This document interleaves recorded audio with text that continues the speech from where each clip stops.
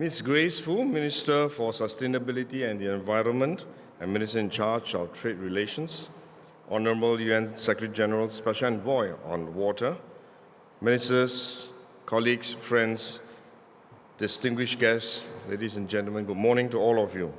Welcome to the 11th edition of the Singapore International Water Week.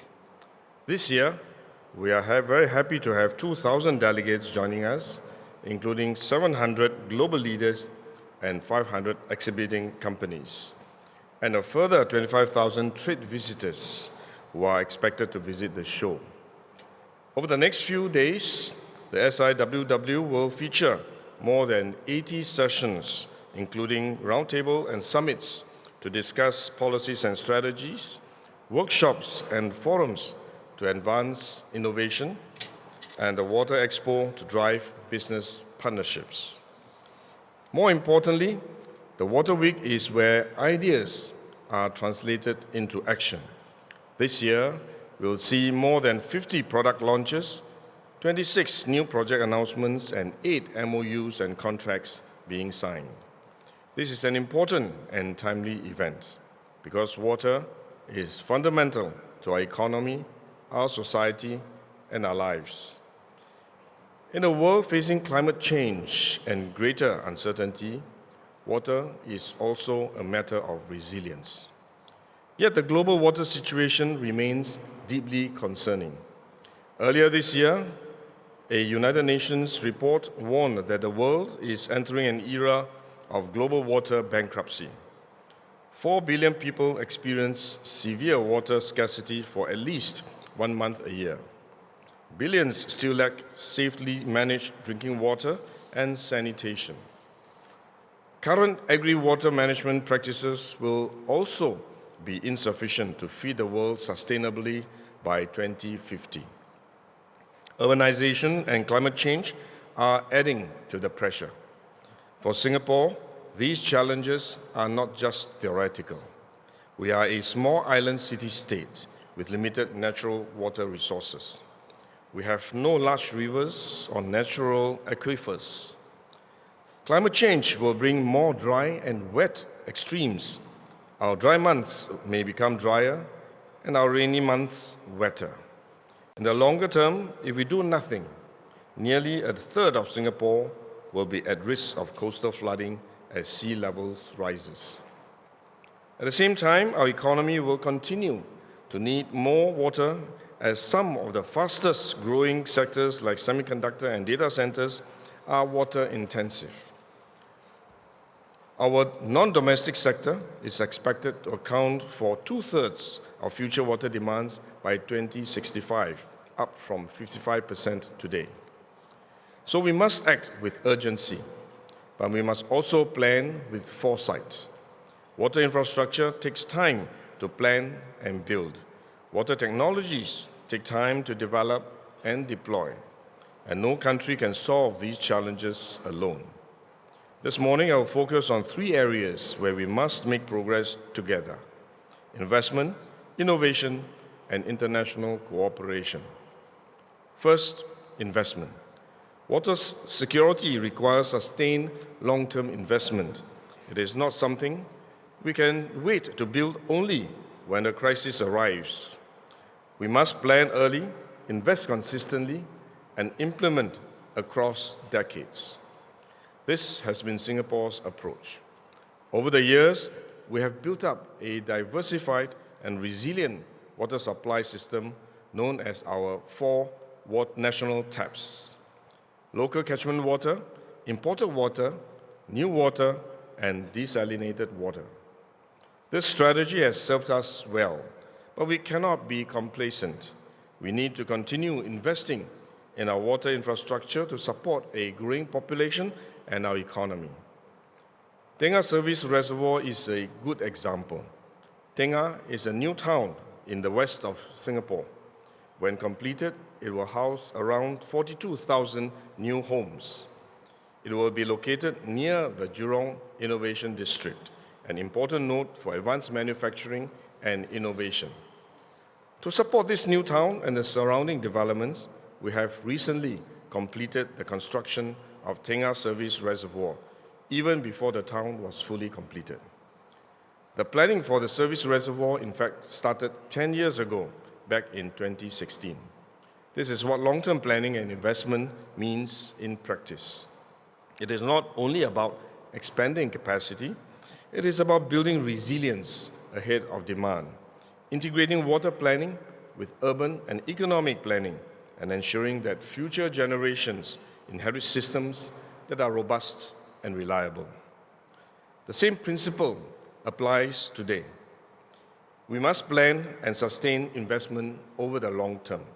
Water systems must be made more investable, scalable, and resilient. Public funding will remain important. But the scale of the challenge means that we also need to mobilize private capital, strengthen institutions, and develop bankable projects that can deliver results at scale. Second, innovation. For Singapore, innovation has been at the heart of our water journey. New water, desalination, used water treatment, intelligent water management systems, these solutions did not happen by chance. They were developed through sustained research, close partnerships between government, industry, and academia, and a willingness to test, deploy, and improve solutions in real-world situations. This remains essential as our water challenges evolve. In particular, we need better industrial water solutions as wafer fabs, data centers, and other high-value sectors expand. We must find ways to grow our economy while using water more efficiently and sustainably. This is why industrial water solutions is a major theme in this year's Water Week. I'm pleased to announce that we will be awarding an initial funding of $12 million to support the research and development of industrial water solutions under RIE 2030.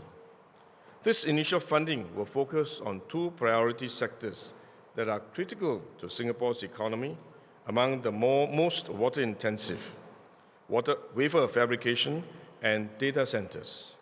For wafer fabrication, the goal is to develop cost-effective treatment and recycling solutions. For data centers, we aim to enhance water efficiency without compromising energy efficiency. To do this, we will bring together trade associations, the Singapore Water Association, and research and development centers to develop, deploy, and validate practical solutions.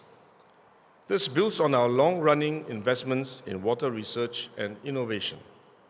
Under RIE 2025, we have already invested $74 million to develop technologies in areas such as desalination and used water treatment. These investments have strengthened Singapore's water innovation ecosystem and advanced our water technologies. Under RIE 2030, we are building on this foundation. We have committed $85 million at the start of this tranche to develop and validate technologies across several key areas, including water treatment, desalination, managing contaminants of emerging concern, and sustainable solutions and operations. Our aim is not only to meet Singapore's own needs. We also want to develop solutions that can be applied in cities and industries around the world. If we can help industrial users reduce, reuse, and recycle water more efficiently, this will support both economic growth and environmental sustainability. Third, international cooperation. Water challenges are a global concern, and the solutions we need, whether in financing, technology, governance, or adaptation, require partnership. This is why platforms like SIWW matters. They allow us to bring together governments, cities, international organizations, businesses, researchers, and investors to share ideas and build partnerships that span across borders. This year, we are also placing stronger emphasis on climate adaptation, coastal protection, and flood management. At SIWW 24, 2 years ago, we introduced a new program pillar on climate adaptation centered around coastal protection and flood management. This year, we are building on that momentum through platforms such as the Coastal and Flood Resilience Leaders Summit. The summit will bring together global leaders to share successful strategies and co-create innovative solutions. This is important because many cities face similar risks. Around the world, coastal populations are exposed to more intense storms, rising sea levels, and greater flood risks. We can move faster and further if we learn from one another. International cooperation is also needed to mobilize financing and strengthen delivery. The World Bank's Water Forward program is a good example. It brings together countries, financing institutions, technical agencies, philanthropies, and private sector leaders to move water from a source of risk to become a driver of jobs, growth, and resilience. Singapore is committed to do our part. We will invest in our own resilience. We will support innovation and test bidding.